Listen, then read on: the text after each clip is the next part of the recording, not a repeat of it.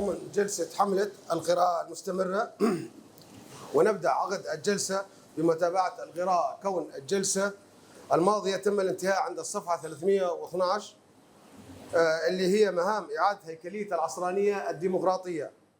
إذ من العصيب تصور عدم انعكاس علاقة العلم مع السلطة والمجتمع مع البراديغما والأسلوب الأوليين، كما أن إقصاء المجتمع من الأجندة كان يعني في الوقت نفسه تشييئه بما يشبه تشييء المرأة والعبيد سابقا، ومن ثم انتقل إلى الفصل بين الذات والموضوع إلى كافة العلوم، بعدما كان قد ابتدأ مع فرانسيس بيكون وديكارت، وبات التحول الشيئي موضوع ثناء في النشاطات العلمية، رغم أن الباب قد فتح أمام أفظع الفواجع مع التوجه نحو الفصل الحاسم بين الذاتية والموضوعية، لتتجذر لاحقا مع الفصل بين الأنا والآخر، صائرة أطرافا ديالكتيكية تفني بعضها بعضا. إن هذه الثنائيات انعكاس قاطع للانفصال والتناقض بين المجتمع الأخلاقي والسياسي وبين رأس المال والسلطة،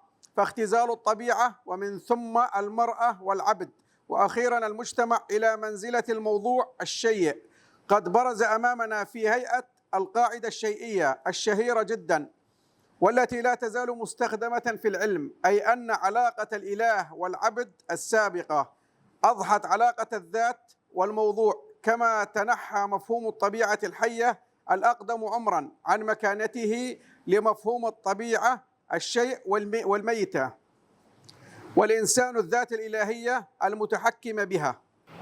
حل الأمة الديمقراطية والقضية الكردية.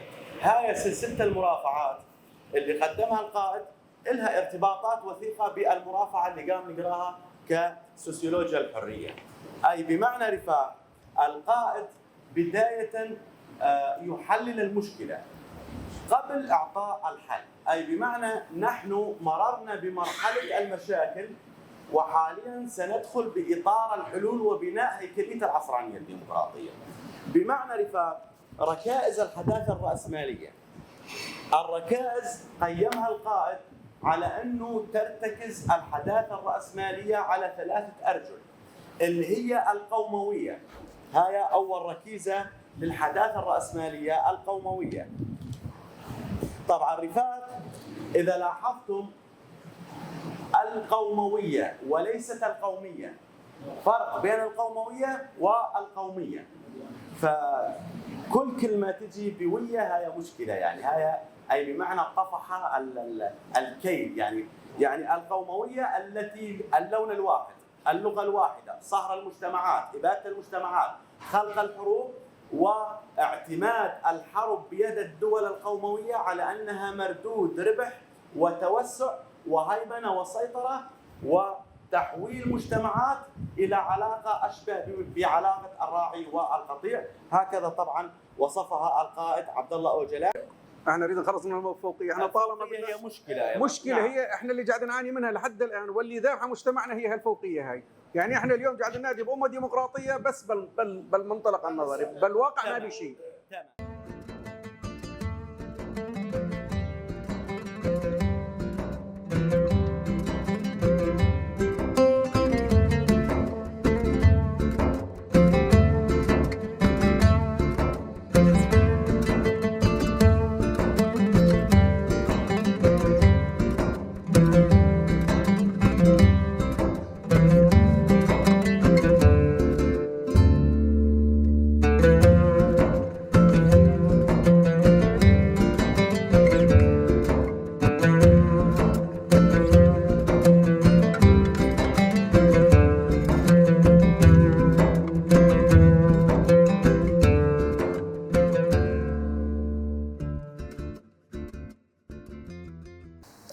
العضو ياسر الأحمد بعضو أكاديمية القائد. احنا طبعا انا زلمه امي ماني دارس، بس على اطلاعي بالاجتماع وسماعتي لقراءه كتاب القائد، اول شغله فهمتها انه المراه احنا ما كنا معتبرين المراه الا سواء عن خادمه وخلفه اولاد ومطبخ وغيره، يعني مهمشه حقوقيا خالص. فاحنا اليوم لما قرينا الكتاب وشفنا الفكر طلعت المراه هي اكثر من نصف المجتمع. يعني هي تضاهي الرجل بكل شيء، بالمعارك، بالدراسة، بالعلم، بالثقافة. يعني المرأة طلعت أكثر من نصف المجتمع. فإحنا استفدنا، هذا اللي استفدناه من الكتاب، واستفدنا أنه الدكتاتورية أو الاحتكار أو البرجوازية، إحنا طبعا من خلقنا على الدنيا إحنا كنا تحت نظام اسمه نظام حزب البعث. يعني زرع برأسنا أنه خلاص الحكومة هي الكل بالكل، يعني الشعوب ما إلها لا تقدم ولا تأخر، شعوب مهمشة. احنا اليوم لما شفنا الكتاب وقرأنا وسمعنا القراءة، طلعت الركيزة الأساسية للدولة هي الشعوب. دولة بدون شعوب دولة فاشلة. اللي تأسس الدولة وتقوي الدولة هو الشعب. فاحنا اليوم حسينا حالنا انه احنا شعب، إلنا كلمة، احنا اللي بدنا اياه يصير واللي بدنا اياه ما يصير. فاحنا يعني عندنا اجيالنا حاليا طبعا اتدمرت بسبب النظام، واللي درسهم قبل مهندسين واطباء ودكاتره تخرجوا من جامعات النظام وهم مو فهمانين شيء. وانا احكيها بشكل عام. اما اليوم انا بما انه قعدت حضرت 4-5 جلسات مع الشباب اثناء قراءتهم الكتاب القائد، يعني اللي فهمته اني بالمدارس ما فهمته. بالمدارس على ايام النظام ما فهمنا، احنا كنا على ايام النظام بنروح بدمنا في ذيك سيد الرئيس وغيره، واكثر شيء ما فهمنا. يعني كان الشعب مهمش نهائيا، الشعوب كانت ما إلها دور خالص. احنا اليوم لما شفنا الكتاب وقرأناه والشباب قرأوه وسمعناه، في تطور قبل ما نعيش الحالة، احنا مشروحة قبل ما نعيش الوضع هذا والحالة. يعني احنا طبعا عشنا احنا واجدادنا وابائنا، عشنا بموضع قبائلي عشائري، كنا عايشين على الغنم، مكتفين ذاتيا، زراعة، حليب، جبن، غيره. فاحنا اليوم التطور والحداثة دمرتنا، صارت موضع رأسمالي، استغلال، استعباد للمال، استعباد، قاموا يستعبدون البشرية مشان المال. فاحنا اليوم لما قرأنا الكتاب اللي اتضح لنا انه الكتاب هذا مدروس من قبل، وكل شيء درس بالكتاب قام يتحقق على ارض الواقع. محمود أفندي، عضو من أعضاء مجموعة الخدمات الفنية لأكاديمية العلوم الاجتماعية ضمن سلسلة حملة القراءة المستمرة للمجلد الثالث سيسيولوجيا الحرية للكتاب القائد. تعلمنا شغلات كثيرة من هذه المحاضرات اللي هي ناخذها في الأسبوع يومين. صار في عندنا نقلة نوعية، وصار في تآلف بين أعضاء المجموعة. وأنصح يعني كل واحد إنه يناقش بهالدورة. أغلبية قمنا آخر شيء ناخذ قراءة صفحتين ونقاش، كان النقاش نستفيد منه، نقاش متطور وفكر ثاني، صار عندنا فكر ثاني بهالمجموعة. وتعلمنا من خلال المرافعات اللي ناخذها في الاجتماعات دور المرأة والانهيار الاقتصاد، هو لأنه خروج المرأة من الحياة الاقتصادية في مجتمعنا الحالي ومن الحياة الواقعية. إذا تم خروج المرأة من الحياة الحالية سوف تذهب بانهيار المجتمع بشكل كامل، سواء اقتصاديا ولا سياسيا، ولا يعني ضرورية دخول المرأة في حياتنا الواقعية.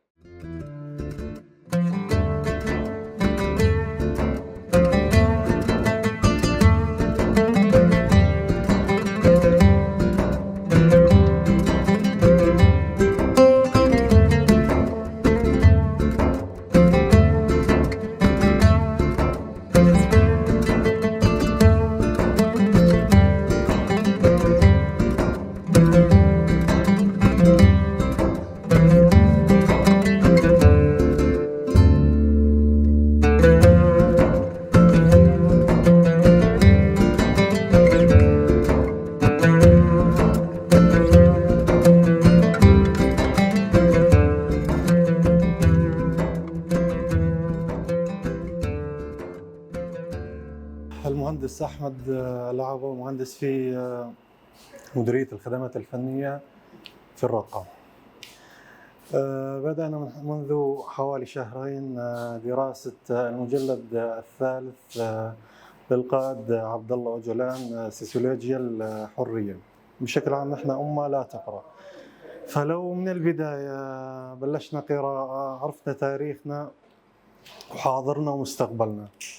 من خلال دراستنا لكتاب القائد عبد الله أوجلان تعلمنا كثير من الأشياء عن تاريخنا في المنطقة، عن تاريخ المناطق الأوروبية، كل شيء. يعني كنا في جهل عن مناطقنا يعني بشكل عام، عن تاريخنا، عن حاضرنا، ما عندنا رؤية مستقبلية. فأثناء دراستنا للكتاب تعمقنا أكثر، عرفنا تاريخنا، عرفنا حاضرنا، عرفنا مستقبلنا، عرفنا شلون بدنا نشتغل على حالنا فرديا، بعدين نشتغل على عائلاتنا، بعدين نشتغل على مجتمع بشكل عام، يعني سواء بالافكار المذكوره في كتاب القائد عبد الله أوجلان. يعني كثير اشياء فادتني انا كشخصيا، يعني شلون بدي اربي اولادي على اللحمه الوطنيه بشكل عام. بشكل عام بمجتمعاتنا الآن في المناطق، خلينا نعتبر المناطق الشرقية، المناطق النائية، عندهم أفكار مثل ما تفضلت، الوحدة. خلاص أنا ابن العشيرة الفلانية، أنا لازم أكون فوقي، أنا عشيرتي أكبر عشيرة، لازم أنا أكون مميز فوقي. لا، بالعكس، إحنا لازم كلنا نندمج، عشائر، عرب، أكراد، تركمان، سريان، مسيح، أرثوذكس، كنا لازم نجتمع نأسس بنية تحتية صلبة.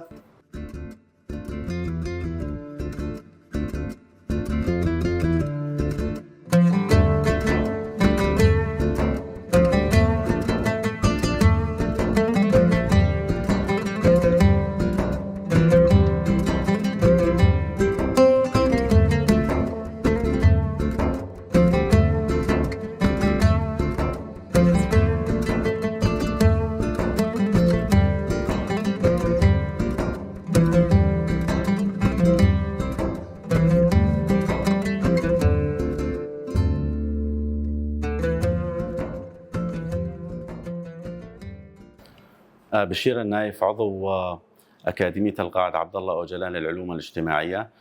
طبعا من خلال حملة القراءة في مقاطعة الرقة، والتي بدأنا بها بشكل مجموعات. صراحة المجموعات تقوم بالقراءة حتى ولو كانت في البداية بصعوبة، ولكن حاليا نعتبر أننا خطونا الخطوة الأولى نحو تدريب المجتمع. صراحة ما يتم قراءته اليوم في هذه الجلسة في الخدمات الفنية طبعا هو المرافعة الثالثة، سوسيولوجيا الحرية، والتي يشرح فيها القائد عبد الله أوجلان بعض يعني القضايا، الأسلوب التي شرحها في والسلطة والدولة التي شرحها بالمرافعات الأولى، الرأسمالية والسلطة والرأسمالية، والمرافعة الثالثة سوسيولوجيا الحرية. طبعا سوسيولوجيا الحرية لها أهمية اجتماعية، وتعتبر النواة الأساسية بالصدمة لمجتمعاتنا من حيث الواقع الذي يقوم القائد بتحليله وتشخيصه لواقع المجتمع في الشرق الأوسطي، حتى أن القائد في المرافعة يقوم بربط تاريخ الشرق الأوسط بالتاريخ الكوني، وأيضا العقل الذي يدير هذا الكون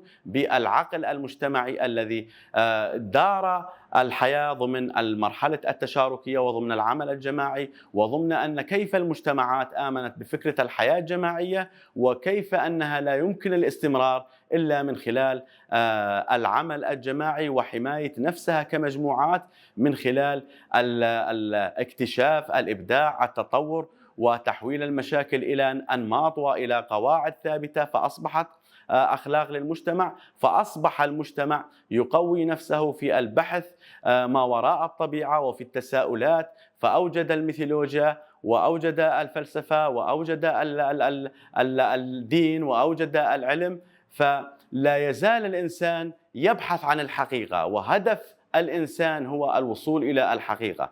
فنلاحظ أن القائد بدأ بتقييم الواقع المجتمعي منذ نشأة الكون أو منذ الانفجار الكوني العظيم، وكيف أن هذا الكون تهيأ وكيف أن هذا الكون أدار نفسه من خلال الطاقة أو ما يسمى بالعقل الكوني. فعلينا كمجتمعات أن ننظم أنفسنا وفق هذا العقل الكوني.